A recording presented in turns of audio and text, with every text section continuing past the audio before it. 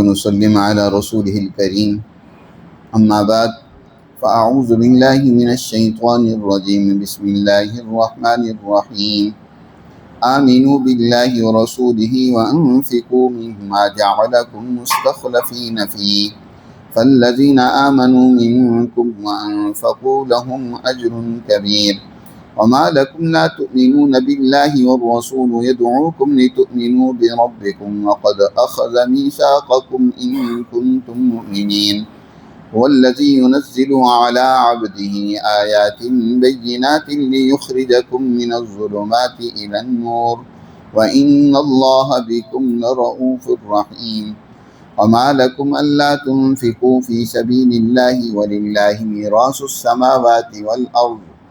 لا يستوي منكم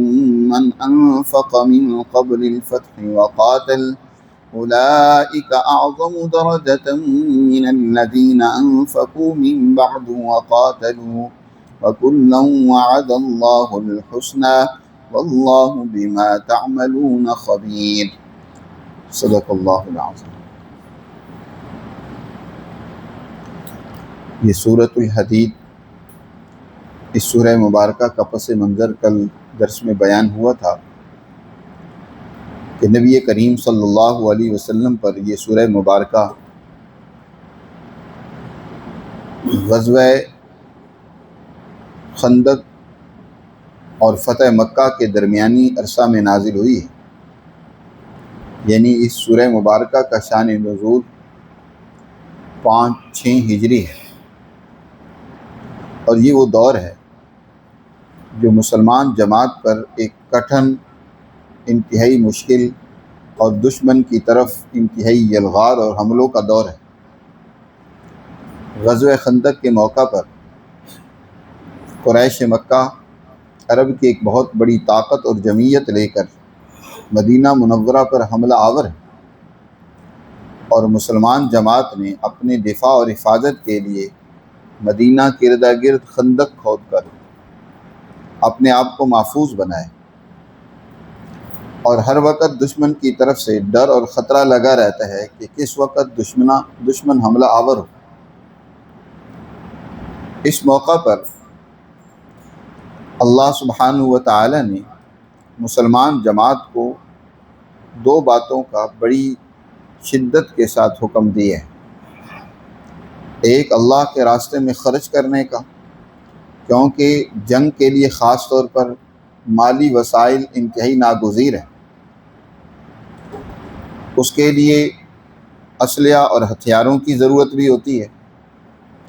اور اسی طرح جنگ کے دوران خورد و نوش، دیگر اخراجات کھانے پینے کے علاوہ ان کی بھی شدید ضرورت ہوتی ہے۔ اس لیے اللہ نے جنگ کے موقع پر جہاد فی سبیل اللہ کے لیے خرچ کرنے کی بڑی ترغیب دی ہے۔ انفاق فی سبیل اللہ، قرآن میں یہ اصطلاح متعدد بار استعمال ہوئی ہے، اور اس کا سب سے بڑا مصداق در حقیقت دین کے غلبے کے لیے مال کو خرچ کرنا ہے، جہاد فی سبیل اللہ کے لیے خرچ کرنا ہے۔ ہاں، اس کی دیگر مدات جو ہیں وہ بھی اس کے حکم میں ہیں، مثلا یتیموں، ضرورت مندوں اور پریشان حالوں کے مسائل کو حل کرنے کے لیے خرچ کرنا، وہ بھی انفاق فی سبیل اللہ کا مصداق ہیں، لیکن سب سے بڑا مصداق اللہ کے دین کو غالب کرنے کے لیے اپنے مال کو خرچ کرنا۔ اور اسی طرح ایسے موقع پر مسلمان جماعت کو اپنی جان بھی قربان کرنے کا حکم دیا جا رہا ہے۔ جہاد کے لیے مالی اور جانی دونوں قربانیوں کی ضرورت ہوتی ہے۔ اس سورہ مبارکہ میں سب سے پہلے انفاق فی سبیل اللہ کا حکم دیا ہے، اس کے بعد جان کو قربان کرنے، اللہ کے دین کے غلبے کے لیے اپنے آپ کو پیش کرنے کا بھی تذکرہ ہے۔ اللہ نے اس حوالے سے یہاں ایمان والوں کو حکم دینے کے ساتھ ساتھ اس خرچ کرنے کی اصل اہمیت کو بھی واضح کیا، اس کی وجوہات کو بھی بیان کیا۔ اللہ تعالیٰ ارشاد فرماتے ہیں آمینو باللہ و رسولی، یہاں مسلمان جماعت کو کہا ہے کہ تم اللہ اور اس کے رسول پر ایمان لاؤ۔ ایک تو ان لوگوں کو کہا جائے جو مومن ہیں ہی نہیں کہ ایمان لے آؤ، یہ بات تو سمجھ آتی ہے کہ ان کا ایمان ہے ہی نہیں تو ان کو ایمان لانے کی دعوت دی جا رہی ہے۔ لیکن جو جماعت مومن ہو، ایمان رکھتی ہو، جب اس کو کہا جائے کہ تم ایمان لے آؤ تو اس کا مطلب یہ ہوتا ہے کہ جو ایمان کے تقاضے ہیں ان کو پورا کرو، ایمان پر ثابت قدم رہو۔ اور آج تو اس کی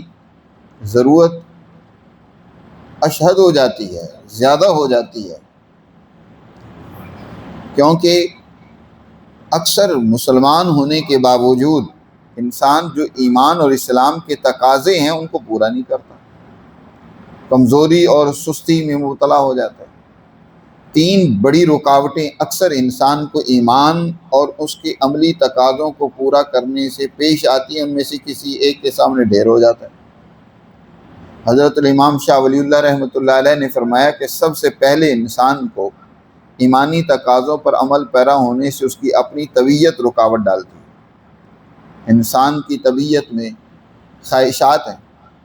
چاہے وہ کھانے پینے لذات کی خواہشات ہوں، جنسی خواہشات ہوں، یا اسی طرح انسان کے اندر کمزوری اور ضعف ہوتا ہے، بزدلی ہوتی ہے، تو طبی تقاضوں سے مغلوب ہو کر انسان ایمانی تقاضوں کو پورا نہیں کرتا۔ اور دوسرا سبب انسان کو ایمانی تقاضوں کو پورا کرنے سے جو روکنے والا ہے وہ اس کے اہل و عیال، اعز و اقارب، اس کا ماحول ہے، اس کے اہل و عیال، ان کے ساتھ محبت ہے، اور وہ عجیب و غریب ڈیمانڈیں کرتے ہیں کہ انسان انہی میں اپنا سارا مال خرچ کرنے میں لگا رہتا ہے، مال بچتا ہی کوئی نہیں، دین کے غلبے کے لیے خرچ کرنے، یتیموں ضرورت مندوں پر خرچ کرنے کے لیے مال بچتا ہی نہیں ہے۔ آج کل ہمارے گھروں میں بھی ایک ضروریات ہوتی ہیں، خواہشات ہوتی ہیں، زیادہ تر ہمارا مال اب ضرورت سے بڑھ کر خواہش میں خرچ ہوتا ہے، اور خواہشات کی کیونکہ کوئی انتہا نہیں ہوتی، اس لیے مال بچتا کہاں ہے، خواہشات تو پوری نہیں ہوتی، ان کی ڈیمانڈیں بچوں کی بڑھتی رہتی ہیں، پھر اعز و اقارب، رسم و رواج، اس کی وجہ سے انسان بہت زیادہ خرابیوں میں مبتلا ہو جاتا ہے۔ اور تیسرا سبب وہ سوء معرفت ہوتی ہے، جہالت ہوتی ہے، لا علمی، انسان کے پاس علم پورا نہیں ہے، شعور نہیں ہے، ادراک نہیں ہے کہ دین کے غلبے کے لیے قربانی دینا کتنا ضروری ہے۔ اگر معاشرے میں عدل و انصاف نہیں ہوگا، امن و امان نہیں ہوگا، دینی احکامات قائم نہیں ہوں گے تو معاشرے کے اندر کس قدر بہراروی، ظلم و طغیان، بد امنی اور فساد ہوگا، اس کے نتیجے میں پورا معاشرہ تباہی و بربادی کا شکار ہو جاتا ہے۔ اس لیے اللہ سبحانہ و تعالیٰ نے یہاں ایمان والوں کو کہا ہے کہ تم اللہ اور اس کے رسول پر ایمان لے آؤ، یعنی ایمان کے جو عملی تقاضے ہیں ان کو پورا کرو، ثابت قدم رہو ایمان کے تقاضوں پر، اللہ اور اس کے رسول پر ایمان لے آؤ، اور وَأَنفِقُوا، اور خرچ کرو، مِمَّا جَعَلَكُم مُسْتَخْلَفِينَ فِيهِ، اس مال میں سے جس میں اس نے تمہیں اپنا نائب اور خلیفہ بنایا ہے۔ اس جملے کے بھی 2 مطلب ہیں۔ ایک مطلب تو یہ ہے کہ یہ مال جو تمہارے پاس ہے یہ تمہارا نہیں ہے، اس کا مالک کون ہے؟ اللہ ہے۔ اللہ سبحانہ و تعالی نے تمہیں اپنے مال کے اندر اپنا نائب بنایا۔ یہ ساری کائنات، اس کائنات کے اندر موجود وسائل سب اللہ کی ملکیت ہیں، مالک اللہ ہے۔ ان وسائل کو پیدا کرنے والا کون ہے؟ اور پھر کس نے تمہارے اندر صلاحیت، استعداد اور قوت رکھی ہے کہ تم ان وسائل کو حاصل کرو؟ اب یہ تمہارے پاس جو وسائل آئے اللہ نے تمہیں دیے ہیں، اللہ اصل مالک ہے، تو مالک تمہیں کہہ رہا ہے کہ میرے مال کو کیا کرو، ان کاموں میں خرچ کرو۔ تو کیا وجہ ہے کہ ایک مالک وہ حکم دے کہ یہاں یا تم نے روپیہ اور پیسہ خرچ کرنا ہے، اور وہ خزانچی جس کے پاس مال ہے وہ اپنے مالک کی بات کو ٹال دے؟ جیسے فیکٹری کا آنر حکم دے خزانچی کو، کیشیئر کو حکم دے کہ تم نے فلاں فلاں کام میں یہ پیسہ خرچ کرنا ہے، تو اس کی کیا ضرورت ہے کہ وہ نہ خرچ کرے؟ اگر وہ کنجوسی کرتا ہے، خرچ وہاں نہیں کرتا، تو مالک اس کو سخت سزا دے گا۔ بلکہ اس سے وہ ذمہ داری اور چارج واپس لے لے گا کہ تمہیں جو حکم دیا جاتا ہے وہ تم پورا نہیں کرتے ہو۔ تو اسی طرح مسلمان جماعت کو یہ بات سمجھائی جا رہی ہے کہ یہ جو تمہارے پاس مال ہے اس کا مالک اللہ ہے، تم تو اس کے نائب ہو، تم تو اس کی طرف سے اس کے خلیفہ ہو، تو اس مال کو خرچ کرو جس میں اس نے تمہیں اپنا خلیفہ بنایا۔ دوسرا مطلب یہ ہے، ایک مطلب تو یہی ہے جو میں نے بیان کیا، دوسرا مطلب ایک اور بھی ہے، وہ یہ ہے کہ جو کچھ مال تمہارے پاس آیا ہے تم دیکھتے نہیں ہو، یہ سدا تمہارے پاس نہیں رہنا، تم سے پہلے لوگوں کے پاس یہ مال تھا، یہ زمین، یہ مکان، یہ جائیدادیں تم سے پہلے لوگوں کے پاس، اور وہ چھوڑ کر چلے گئے اور تم آج ان کی جگہ پر ان کے قائم مقام ہو۔ کل تم نے بھی یہ چھوڑ کر چلے جانا ہے، یہ تمہارے پاس ہمیشہ نہیں رہنا، تمہاری جگہ پر اور آ جائیں گی، تمہاری اولادیں آ جائیں گی، تو لہٰذا اس مال کو خرچ کرو۔ تمہارا مال وہ ہے، نبی پاک صلی اللہ علیہ وسلم نے عبداللہ ابن مطرف رضی اللہ تعالیٰ عنہ فرماتے ہیں کہ ایک موقع پر میں نبی پاک صلی اللہ علیہ وسلم کی خدمت میں حاضر ہوا تو آپ سورہ تکاثر کی تفسیر میں فرما رہے تھے کہ الہاکم التکاثر، لوگوں کو مال زیادہ جمع کرنے نے اللہ سے غفلت میں ڈال رکھا ہے۔ اللہ کے احکامات کو پورا کرنے سے انسان پہلو ہی کرتا ہے اور مال کی کثرت اور زیادہ جمع کرنے کی فکر میں لگ جاتا ہے اور کہتا ہے مالی مالی، میں ادھر سے مال کما لوں، ادھر سے بھی مال کما لوں، ادھر سے بھی جمع کر لوں۔ حالانکہ انسان کا مال یا تو وہ ہے جو اس نے کھا لیا، استعمال کر لیا، پہن لیا اور پہن کر پوسیدہ کر دیا، لباس پوسیدہ کر دیا، فابلیت، یا اسی طرح انسان کا مال وہ ہے جو اس نے اللہ کے راستے میں خرچ کر کے آگے اپنے لیے ذخیرہ کر دیا۔ باقی جو مال وہ چھوڑ کر جاتا ہے وہ اس کا مال نہیں ہے، وہ تو اس کے وارثوں کا ہے، اس کو اپنا مال وہ سمجھتا ہے، وہ اس کا مال نہیں ہے۔ تو انسان کا مال تو صرف وہی ہے جو استعمال کر لیتا ہے، باقی جو جائیدادیں بنا رہا ہے، اس کے لیے بہت کچھ جمع کر رہا ہے، وہ اس کا مال تھوڑا ہے، وہ تو آگے وارثوں کا ہے، وہ اپنی مرضی سے جیسے چاہیں اس کے استعمال کریں، گلچھڑے اڑائیں۔ ایک دفعہ حضرت امی عائشہ صدیقہ رضی اللہ تعالی عنہا نے ایک دمبا ذبح کیا اور اس سارا دمبا جو ذبح کروایا وہ سب خرچ کروا دیا، اس کی ایک دستی وہ رکھ لی۔ حضور صلی اللہ علیہ وسلم گھر پر تشریف لائے تو حضور صلی اللہ علیہ وسلم نے پوچھا، اے عائشہ، وہ جو تم نے دمبا ذبح کروایا ہے اس میں سے کچھ باقی ہے؟ فرمایا کہ اللہ کے رسول، باقی تو سب میں نے تقسیم کر دی ہے سوائے ایک دستی کے، دستی پڑی ہوئی ہے۔ آپ صلی اللہ علیہ وسلم نے ارشاد فرمایا، باقی تم نے سب جمع کر لیا ہے، یہی دستی تو بچ گئی ہے، باقی تو تم نے ذخیرہ کر لیا، محفوظ کر لیا، باقی صرف یہ رہ گئی ہے، باقی محفوظ ہے۔ حضور نے ارشاد فرمایا کہ اصل جو مال تم نے صدقہ کر دیا وہ مال تمہارا ہے، وہ محفوظ ہو گیا، اور جو رہ گیا ابھی موجود ہے وہ تمہارا نہیں ہے۔ تو اس لیے اللہ نے ارشاد فرمایا کہ یہ مال جو تمہارے پاس آج ہیں، تم اس میں اللہ کے نائب ہو، اور یہ مال تمہارے پاس ہمیشہ نہیں رہنا، اس میں سے اللہ کے راستے میں خرچ کرو، دین کے غلبے کے لیے اس کو خرچ کرو۔ فالذین آمنوا منکم، اور پھر اللہ اس خرچ کرنے پر بھی بہت بڑے اجر کا وعدہ فرماتا ہے کہ جو لوگ ایمان لائے تم میں سے، انہوں نے تم میں سے اللہ کے اس حکم کو مانا اور انہوں نے خرچ کیا، تو لہم اجر کبیر، ان کے لیے بہت بڑا اجر ہے۔ دیا وہ اللہ کا مال ہے، مالک وہ ہے، تم خرچ صرف کرتے ہو، تو اس پر بھی اللہ بہت بڑے اجر کا وعدہ فرما رہا ہے کہ لہم اجر کبیر۔ مزید اللہ سبحانہ و تعالی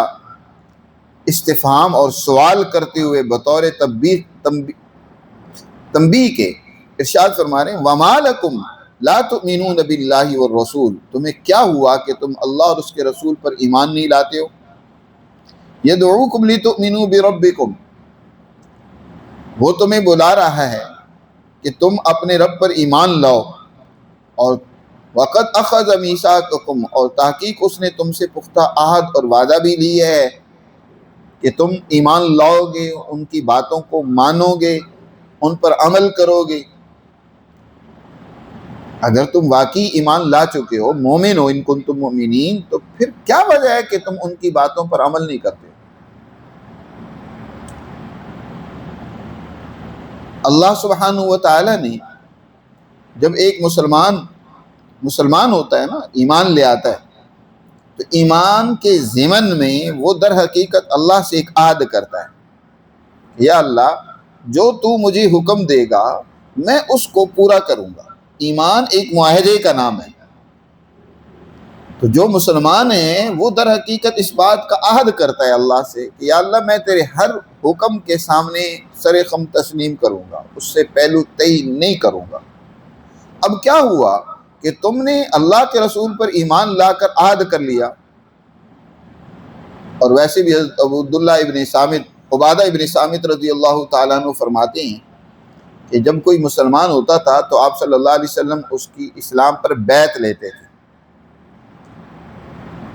عہد لیتے تھے۔ بیعت کا معنی ہوتا ہے حلف اٹھانا، عہد کرنا۔ آپ صلی اللہ علیہ وسلم حلف لیتے تھے علی السمع، کہ تم اطاعت کرو گے ہر صورت میں، علی النشاط فی النشاط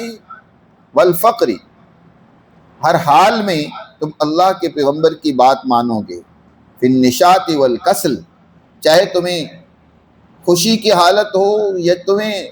پریشانی اور غمی اور تکلیف کی حالت ہو، تم نے ہر حال میں رسول صلی اللہ علیہ وسلم کی کیا کرنی ہے؟ اطاعت کرنی، ہر حال میں۔ فی الفقر والغنا، فی الامر بالمعروف والنہی عن المنکر، کہ ہر حال میں تم امر بالمعروف اور نہی عن المنکر کرو گے۔ اس عہد کا قرآن نے اس آیت میں بھی تذکرہ کیا ہے، فرمایا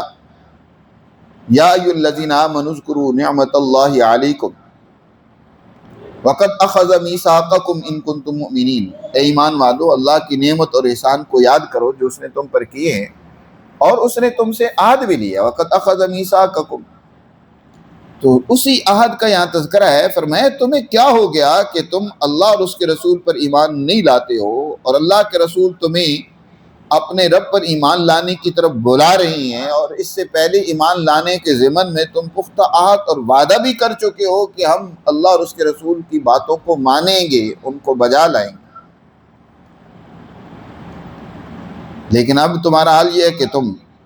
بات نہیں مانتے ہو۔ یہ آیات خاص طور پر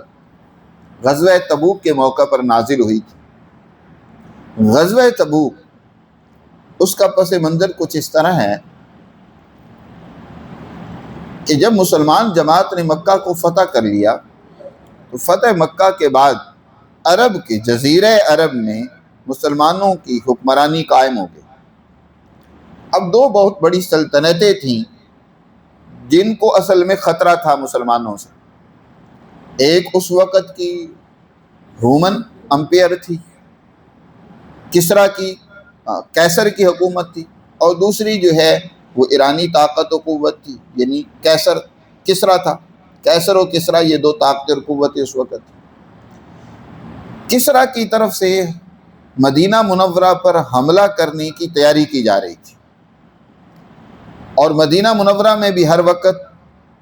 ڈر اور خطرہ لگا رہتا تھا کہ کس وقت جو ہے وہ کیسر حملہ کر دیتا ہے مدینہ پر۔ آپ صلی اللہ علیہ وسلم نے پیش قدمی کرتے ہوئے کہ اس کا انتظار کرتے کہ اچھا دشمن آئے گا تو ہم دفاع کریں گے، آپ صلی اللہ علیہ وسلم نے مسلمان جماعت کو دشمن کے مقابلے میں جزیرہ عرب سے باہر نکل کر رومیوں کے علاقے میں ان سے لڑنے کا عزم کیا، اور یہ وقت انتہائی مسلمان جماعت پر سخت وقت تھا، تنگ دستی کا وقت تھا، مالی طور پر بھی، اور اسی طرح موسم بھی بڑا مسلمانوں کے مخالف تھا۔ لیکن مسلمانوں نے اس موقع پر بڑھ چڑھ کر حضور صلی اللہ علیہ وسلم کے حکم کی اطاعت کی۔ آپ صلی اللہ علیہ وسلم نے جب ترغیب دی اللہ کے راستے میں خرچ کرنے کے حوالے سے، تو حضرت ابوبکر، عمر، عثمان، حضرت علی اور اس طرح دیگر صحابہ نے بڑھ چڑھ کر اپنی بساط کے مطابق اس موقع پر خرچ کیا، اور ہر ایک نے اتنا خرچ کیا کہ ان کی ایمان کی یاد تازہ آتی ہے کہ کیسا ان کا ایمان تھا۔ یہی موقع ہے کہ حضرت عبداللہ ابن عمر رضی اللہ تعالیٰ عنہ فرماتے ہیں کہ میں نبی کریم صلی اللہ علیہ وسلم کی مجلس میں تھا، حضرت ابوبکر بھی حضور کی خدمت میں تشریف فرماتے ہوئے، حضرت ابوبکر نے ایک عبا پہن رکھی تھی اور اس کے سامنے کانٹوں سے اس کو بند کیا ہوا تھا۔ حضرت جبرائیل امین آئے اور انہوں نے نبی کریم صلی اللہ علیہ وسلم سے سوال کیا اور کہا کہ اللہ کے رسول، آپ کے اس دوست ابوبکر کو کیا ہوا کہ انہوں نے آج کانٹوں سے اپنی اس عبا کو بند کر رکھا ہے؟ تو حضور نے فرمایا کہ انہوں نے اپنا سارا مال حتیٰ کہ بٹن تک اللہ کے راستے میں خرچ کر دی ہیں، ان کے پاس بٹن تک نہیں بچے، اپنی عبا اور چادر کو کانٹوں سے انہوں نے بند کر رکھا ہے۔ حضرت جبرائیل امین نے کہا کہ آپ اپنے دوست سے پوچھیں کہ اللہ سبحانہ و تعالیٰ ایک تو انہیں سلام کہہ رہا ہے اور دوسرا یہ کہ ان سے پوچھ رہا ہے کیا وہ اس حال میں اپنے رب پر راضی ہیں؟ حضور صلی اللہ علیہ وسلم نے حضرت ابوبکر سے سوال کیا، اللہ تمہیں سلام بھی بھیج رہے ہیں اور پوچھ رہے ہیں کہ کیا تم اس حال پر ہم پر راضی ہو؟ حضرت ابوبکر رضی اللہ تعالیٰ عنہ آبدیدہ ہو گئے اور کہنے لگے اسخط علی ربی، کیا میں اپنے رب سے ناراض بھی ہو سکتا ہوں؟ یہ کیسے ہو سکتا ہے کہ میں اپنے مالک سے ناراض ہوں گا؟ میں تو ہر حال میں انی علی ربی لرازن، انی علی ربی لرازن، انی علی ربی لرازن، 3 دفعہ فرمایا اللہ کی قسم میں اپنے رب پر راضی اور خوش ہوں، ہر حال میں خوش ہوں۔ حضرت جبرائیل امین نے کہا کہ اللہ کے رسول، حضرت ابوبکر کو بتائیں کہ آج اللہ نے ابوبکر کی اس حالت کی وجہ سے آسمان کے فرشتوں کو حکم دی ہے کہ سب کے سب ابوبکر کی طرح کا لباس پہنے۔ آج فرشتوں نے بھی یہی لباس پہن رکھا ہے۔ تو یہ ہے اللہ کے راستے میں خرچ کرنا کہ اپنے لیے اپنی خواہشات کو ایک طرف کر دیا، جو کچھ ہے اللہ کے راستے میں لا کر پیش کر دیا۔ تو اللہ سبحانہ و تعالیٰ نے پھر ان کو بڑے مقام و مدارج سے بھی نوازا، تو فرمایا کہ یہ مسلمان جماعت جو خرچ کر رہی ہے ان میں سے کچھ ایسے بھی کمزور دل تھے، اور خاص طور پر وہ جو نام نہاد مسلمان تھے، اپنے آپ کو بظاہر مسلمان کہتے تھے لیکن ابھی پوری طرح ایمان ان کے دل و دماغ میں رچا بسا نہیں تھا، وہ بجائے خرچ کرنے کے الٹا خرچ کرنے والوں کے بارے میں باتیں بناتے تھے، منافق لوگ۔ تو اللہ نے ارشاد فرمایا کہ دیکھو تم اس سے پہلے جب ایمان لائے ہو اس وقت تو عہد کر چکے ہو کہ ہم اللہ کے رسول کی ہر بات مانیں گے، لیکن اب جب حکم دیا جاتا ہے تو تم باتیں بناتے ہو۔ هو الذی ينزل علی عبدہ آیات بینات، اللہ وہ ذات ہے جو اپنے بندے پر واضح آیات و تعلیمات نازل کر رہا ہے تاکہ تمہیں ان تعلیمات کے ذریعے سے لیخرجکم من الظلمات الی النور، تاریکیوں اور اندھیروں سے نکال کر نور اور روشنی کی طرف لے جائیں۔ یہ اللہ سبحانہ و تعالیٰ کی تعلیمات انسانیت کو ظلم سے، اندھیروں سے، جہالتوں سے، بد اخلاقیوں اور بد امنیوں سے نجات دلانے والی تعلیمات ہیں۔ اللہ فرما رہے ہیں کہ ہم یہ تعلیمات اس لیے نازل کر رہے ہیں تاکہ تمہیں ظلمتوں سے نجات دلائیں۔ آج مسلمان ظلمتوں میں گھرا ہوا ہے، وجہ یہ ہے کہ اس کے پاس یہ تعلیمات ہونے کے باوجود وہ ان تعلیمات سے محروم ہے، ان پر عمل نہیں کر رہا، ان کے مطابق اس نے اپنے نظام نہیں بنائے، اپنے معاشروں کی تشکیل نہیں کی۔ تو فرمایا اللہ یہ تعلیمات اپنے بندے محمد صلی اللہ علیہ وسلم پر اس لیے نازل کر رہا ہے تاکہ تمہیں ظلمتوں سے نکالے اور نور کی طرف لے جائے، یعنی عدل و انصاف کا معاشرہ قائم ہو۔ وَإِنَّ اللَّهَ بِكُمْ لَرَءُوفٌ الرَّحِيمٌ، اور بے شک اللہ تم پر بڑا ہی مہربان اور نہایت رحم کرنے والا ہے۔ پھر فرمایا وَمَا لَكُمْ أَلَّا تُنْفِقُوا فِي سَبِيلِ اللَّهِ، یہ گویا کہ خرچ کرنے کی ایک اور وجہ بیان کی ہے کہ دیکھو تمہیں کیا ہوا کہ تم اللہ کے راستے میں خرچ نہیں کرتے ہو، اور تمہیں ڈر لگا رہتا ہے کہ خرچ کریں گے تو مال کم ہو جائیں گے۔ حالانکہ وَلِلَّهِ مِيرَاثُ السَّمَاوَاتِ وَالْأَرْضِ، آسمان و زمین کی وراثت اور مالکیت اللہ ہی کی ہے۔ اللہ اس کائنات کے خزانوں کا مالک ہے، وہ تمہیں کمی نہیں ہونے دے گا، وہ اس دنیا میں بھی تمہیں عطا کرے گا۔ آسمان و زمین کا مالک وارث اللہ ہی کی ذات ہے، لہذا خرچ کرو، اور پھر خرچ اس وقت کرنا جب خرچ کرنے کی شدید ضرورت ہو، یہ اللہ کے ہاں بڑا درجہ رکھتا ہے۔ ایک دور وہ ہے جب مکہ سے پہلے کا ہے، مکہ فتح ہونے سے پہلے کا جو دور ہے، یہ مسلمان جماعت کے لیے بڑا ہی مشکل اور کٹھن دور تھا۔ اس دور میں دشمن کی طرف سے یلغار تھی، ہر وقت دشمن کی طرف سے خطرہ اور ڈر لگا رہتا تھا، ان کے حملے بار بار ہو رہے تھے۔ بدر کا میدان ہے، احد کی لڑائی ہے، خندق کا موقع ہے، اور اس سے پہلے بھی مکہ کے اندر مسلمانوں پر تشدد موجود تھا قریشیوں کی طرف سے۔ یہ دور مسلمان، سچی مسلمان جماعت جو حضور صلی اللہ علیہ وسلم پر ایمان لائی ہے، ان کے امتحان کا اعلیٰ دور ہے۔ اس دور میں جنہوں نے اللہ کے رسول صلی اللہ علیہ وسلم کا ساتھ دیا، مالی اور جانی طور پر قربانیاں دیں، ان کی اللہ کے ہاں بڑی قدر و منزلت ہے۔ جب مکہ فتح ہو گیا، اب تو پورے جزیرہ عرب اسلام قبول کر رہا ہے، اب فتوحات کا دروازہ کھل گیا، مالی وسعتیں بھی پیدا ہو گئیں، اور مسلمانوں کی حکمرانی بھی پورے عرب کے اوپر پھیل گئی۔ اب اگر کوئی خرچ کرتا ہے تو اس کا وہ درجہ نہیں ہے جو فتح مکہ سے پہلے خرچ کرنے والوں کا۔ اسی کو قرآن نے بیان فرمایا، لا یستوی منکم من انفق من قبل الفتح وقاتل، تم میں سے وہ لوگ جنہوں نے فتح مکہ سے پہلے خرچ کیا اور قتال اور جہاد کیا، وہ برابر نہیں ہو سکتے، ان کا درجہ بہت اونچا ہے بمقابلہ ان کے کہ جنہوں نے فتح مکہ کے بعد خرچ کیا اور جہاد کیا۔ پہلے لوگوں کا اس وقت ان کا کوئی مفاد نہیں ہے، کوئی لالچ نہیں۔ مکہ فتح ہونے کے بعد تو اب مسلمانوں کا مستقبل روشن ہو گیا، پتہ چل گیا کہ اب یہ مسلمان جماعت دنیا پر غالب آ گئی ہے۔ تو اب جو خرچ کرتا ہے یا قربانی دیتا ہے تو اس کے سامنے کچھ دنیاوی مفاد بھی ہو سکتا ہے۔